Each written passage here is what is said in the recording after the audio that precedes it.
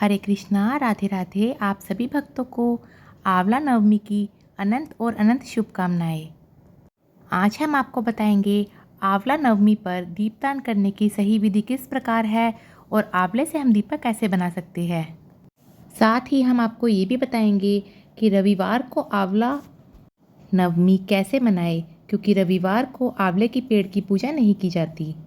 तो देखिए, सबसे पहले हमने ले लिए हैं यहाँ आंवले। इन्हें अच्छी तरह धोकर पोंछ लिया है। वैसे तो आंवला नवमी पर कम से कम 9 दीपदान करने चाहिए, बाकी आप अपनी सामर्थ्य के अनुसार कितने भी दीपदान कर सकते हैं। दीपक जलाने के लिए आप घी का या तिल के तेल का इस्तेमाल करें। तो यहाँ मैं आपको एक दीपक बनाकर दिखा रही हूँ। तो आंवले का ये जो नीचे वाला हिस्सा है, इसे हमने चाकू की सहायता से एक गहरा सा होल बना लेना है और जितना भी एक्स्ट्रा आंवला है उसे हमें निकाल लेना है। हमें आंवले की गुठली नहीं निकालनी है, बस दीपक की जोत रखने के लिए हमें एक स्पेस बना लेना है, एक गहरा सा गड्ढा कर लेना है। और आंवले में दीपक जलाने के लिए आप गोल बत्ती का ही इस्तेमाल करें। तो देखिए, इस तरीके से मैंने होल कर दिया है और गुठली आंवले के अंदर ही है। अब हम इसमें बत्ती लगाएंगे और जो भी एक्स्ट्रा पार्ट है आंवले का, उसे हमने फेंकना नहीं है, उसे हम अपने नहाने के जल में इस्तेमाल कर सकते हैं। तो यहाँ मैं एक बत्ती ले रही हूँ और उसे आंवले के अंदर हम इसे इस तरीके से सेट कर देंगे।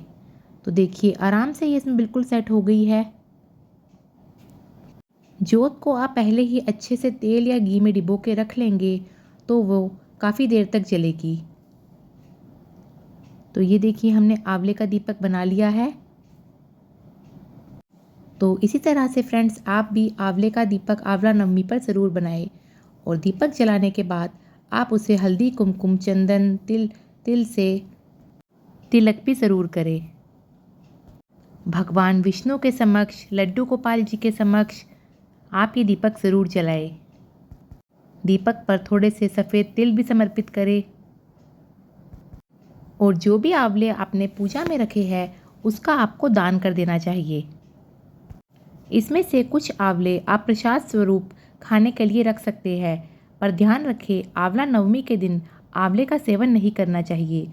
कुछ जगहों पर इस दिन इसका सेवन किया भी जाता है और कुछ जगहों पर अगले दिन इसका सेवन किया जाता है। तो इस प्रकार आप भी आंवला नवमी पर आंवले का दीपक ज़रूर बनाएं।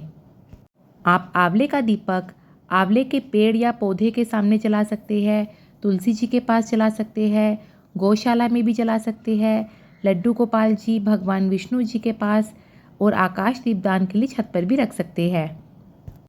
तो कम से कम हमें 5 आंवले का दीपदान करना चाहिए और अधिक से अधिक आप 9 या उससे ज़्यादा कितने भी दीपदान कर सकते हैं। कार्तिक का महीना भगवान श्री कृष्ण को सबसे अधिक प्रिय है। ये महीना अत्यंत पावन होता है और इसीलिए इस पवित्र पावन महीने का एक नाम दामोदर भी है। कार्तिक मास में आने वाले सभी त्योहारों का विशेष महत्व होता है और इसी महीने में आने वाली आंवला नवमी, जिसे अक्षय नवमी के नाम से भी जाना जाता है, इसका भी विशेष महत्व होता है।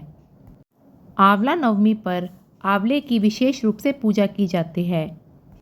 कहते हैं आंवले के पेड़ में भगवान श्री हरि विष्णु का वास होता है, लेकिन आंवला नवमी के दिन आंवले के पेड़ में ब्रह्मा, विष्णु, महेश इन त्रिदेवों का वास भी होता है।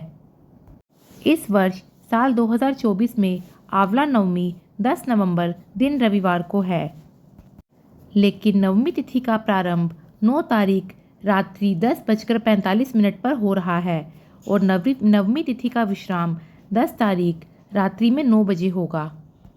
लेकिन सूर्योदय के साथ जो नवमी तिथि मनाई जाएगी वो 10 नवंबर को है, तो इसलिए आंवला नवमी 10 नवंबर को ही मनाई जाएगी।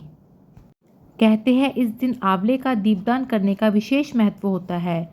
जैसे कार्तिक के मास में एक दीपदान करने से हमें अश्वमेध यज्ञ का फल मिलता है, उसी प्रकार आंवला नवमी में अगर हम आंवले का दीपदान करें तो हमें पुनरुपि जननम पुनरुपि मरणम, यानी बार बार जन्म लेने और मरने की जो प्रतिक्रिया होती है उससे छुटकारा मिल जाता है और हमें मोक्ष की प्राप्ति होती है। आंवले का एक दीपक दान करने से हमारे सभी पाप क्षीण हो जाते हैं, मोक्ष की प्राप्ति होती है तथा हमारे पुण्यों में भी वृद्धि होती है। क्योंकि आंवला नवमी नवमी तिथि को होती है, इसलिए हमें आंवले के कम से कम 9 दीपक का दान करना चाहिए। आप अपनी सामर्थ्य के अनुसार कितने भी दीपदान कर सकते हैं। तो अब जानते हैं इस वर्ष साल 2024 में आंवला नवमी रविवार के दिन है, तो रविवार को तो आंवले के पेड़ की पूजा नहीं की जाती, तो हमें आंवला नवमी किस प्रकार मनानी है। तो भक्तों, आप दिन शनिवार 9 नवंबर को ही आंवले के पेड़ में जल चढ़ाए। आंवले के पेड़ या पौधे के पास आप दीपक 9 नवंबर और 10 नवंबर दोनों ही दिन जला सकते हैं। क्योंकि रविवार के दिन हमें आंवले के पेड़ को स्पर्श नहीं करना चाहिए, पर हम दीपदान कर सकते हैं। भोग में आप किसी भी फल या मिठाई का भोग भी समर्पित करें और बाद में इस भोग को आप अपने परिवार के सदस्यों में बांट दें। आंवले के पेड़ की परिक्रमा आप दोनों ही दिन कर सकते हैं। परिक्रमा की संख्या कम से कम 9 ज़रूर होनी चाहिए। बस आपको ध्यान इतना रखना है कि 10 नवंबर को आप पूरे विधि विधान से आंवले के पेड़ की पूजा कर सकते हैं, पर आंवले के वृक्ष को आप स्पर्श ना करें। तो इन कुछ बातों का ध्यान रखकर आप आंवला नवमी पर आंवले के पेड़ की पूजा ज़रूर करें और आंवले का दीपक भी ज़रूर दीपदान में करें। आप चाहे तो आंवला नवमी से पूर्णमासी तक आंवले का दीपदान कर सकते हैं। क्योंकि जैसे हम मिट्टी का दीपक जलाते हैं तो उससे हमें एक दीपदान का फल मिलता है, उसी प्रकार आंवले का दीपक जलाने से हमें 1000 दीपदान का फल मिलता है।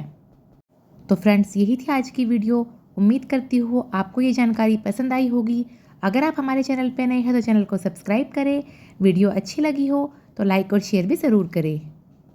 एक बार फिर से आप सभी भक्तों को आंवला नवमी की ढेर सारी शुभकामनाएं। राधे राधे। जय श्री कृष्णा।